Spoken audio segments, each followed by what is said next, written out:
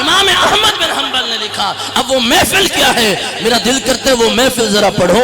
ان زید بن ارقمہ قال قام رسول اللہ فینا خطیبا بماء یدعا خمم بین مکہ والمدینہ فحمد اللہ واثنى علیہ۔ جھوٹ تو نہیں بولا، خطیب نبی تھا، سننے والا علی تھا، اس لئے خطبہ مصطفیٰ عرض کر رہا ہو فحمد اللہ واثنى علیہ ثم قال اما بعد الا ایھا الناس انما انا بشر یوشک ان یاتینی رسول ربی فاجیب وانا تارک فیکم الثقلین اولهما کتاب اللہ فیہ الہدی والنور فخذوا بکتاب اللہ واستمسکوا فحث علی کتاب اللہ ورغب فیہ وثانیہما اہل بیتی اذکرکم اللہ فی اہل بیتی اذکرکم اللہ فی اہل بیتی اذکرکم اللہ فی اہل بیتی او کما قال۔ برادران ذی وقار، واقعہ کچھ یوں ہے، زید بن ارقم فرماتے ہیں رسول اللہ صحابہ کے سامنے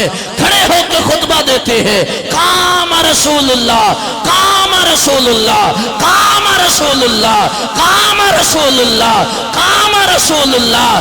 آج حضرت صاحب کھڑے ہوں سونے لگتے ہیں، جب محمد جگمگاتے ہوئے کھڑے ہیں اور کیا فرما رہے ہیں؟ خطبہ دے رہے ہیں فحمد اللہ واثنى علیہ ثم قال اما بعد الا ایھا الناس، خبردار اے لوگو، انما انا بشر یوشک ان یاتینی رسول ربی، او خبردار لوگو، تم میرے دیوانے ہو، تم میرے عاشق ہو، تم مجھے چاہتے ہو، تم مجھ سے پیار کرتے ہو، تم مجھ پر باری باری جاتے ہو، پر میں بھی کسی کو چاہتا ہوں، تم مجھے چاہتے ہو، تمہاری چاہت ہے یہاں رہو، میری چاہت ہے وہاں رہو۔ اس لیے صحابہ تڑپنے لگے، آقا تیرے بن جیئیں گے کیسے؟ بھوک لگتی، روٹی نہ ہوتی تو دیدار کر لیتے تھے، پیاس لگتی، پانی نہ ملتا تو دیدار کر لیتے، پیاس بجھ جاتی، بھوک ختم ہو جاتی، تڑپ ختم ہو جاتی، اندر کی پریشانی ختم ہو جاتی، زمانے کے ستائے ہوئے آتے، تیرا دیدار کرتے، تیرا مکھ دیکھتے تھے، ساری تکلیفیں ختم ہو جاتی تھی۔ عشق دی بات نہ سمجھے نسلوں، او ملہ ملوانے رکھڑے، اور فرید نہیں کوئی حاجت اسہاں دیدار دے بکھڑے۔ آقا جب بھی آتے ہیں، دید کرتے ہیں تو عید ہوتی ہے، آپ جب نہیں ہوں گے کیا آپ توجہ کرنا، حدیث آپ سنتے ہیں، سینما والوں صحابہ کا احتجاج کیا ہے، صحابہ کا مطالبہ کیا ہے، آقا بھوک لگتی ہے، تیری زلف دیکھتے ہیں، تیرا مکھڑا دیکھتے ہیں، تیرے لالا زار رخسار دیکھتے ہیں، تیرے حامیم کے کنڈل دیکھتے ہیں، تیرا مازاق کا کاجل دیکھتے ہیں، تیری گل قدس کی پتیاں دیکھتے ہیں، تیرے دندان مبارکہ دیکھتے ہیں، تیرا علم نشرہ کا سینہ دیکھتے ہیں، ہمیں سکون آ جاتا ہے، چین آ جاتا ہے، بے قرار دل قرار میں آ جاتا ہے۔ اگر توجہ ہو، صحابہ کا مطالبہ یہ ہے، آقا آپ چاہیے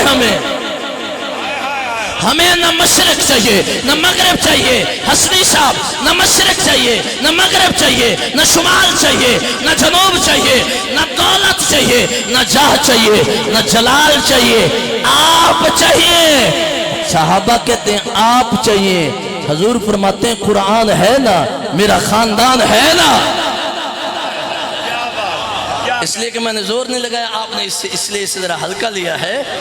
صحابہ عرض کرتے ہیں آپ کا وجود ضروری ہے، حضور فرماتے ہیں میرا قرآن ہے نا، میرا خاندان ہے نا۔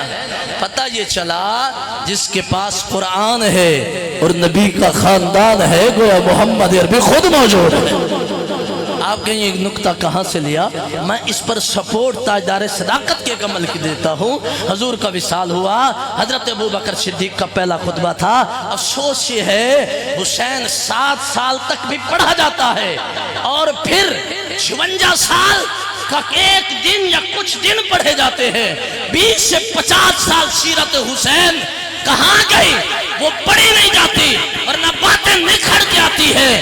خطبہ صدیق اکبر کا ہے، منبر رسول اللہ کا ہے، مسجد نبوی ہے، شہر مدینہ ہے، صحابہ پریشانی کے عالم میں ہے، رسول اللہ کی جدائی میں رو رہے ہیں، ابو بکر صدیق منبر پہ موجود ہے، حضور سارے صحابہ انتظار کر رہے ہیں، صدیق کچھ بولیں گے، کچھ تو موتی رولیں گے، گولے کچھ کی پتیوں کو کھولیں گے، ہمارے کچھ تو غم ڈولیں گے، پر صدیق زمین جھکا کے بیٹھے ہیں۔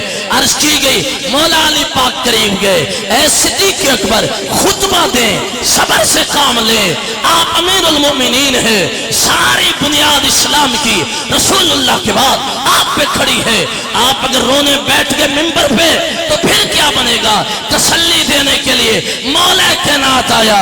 صدیق اکبر عرض کرتے ہیں علی بھائی خطبہ تو دیتا ہو پر حسن کہاں ہے، حسین کہاں ہے، آقا ان کو کیا کرنا ہے، خطبہ دے۔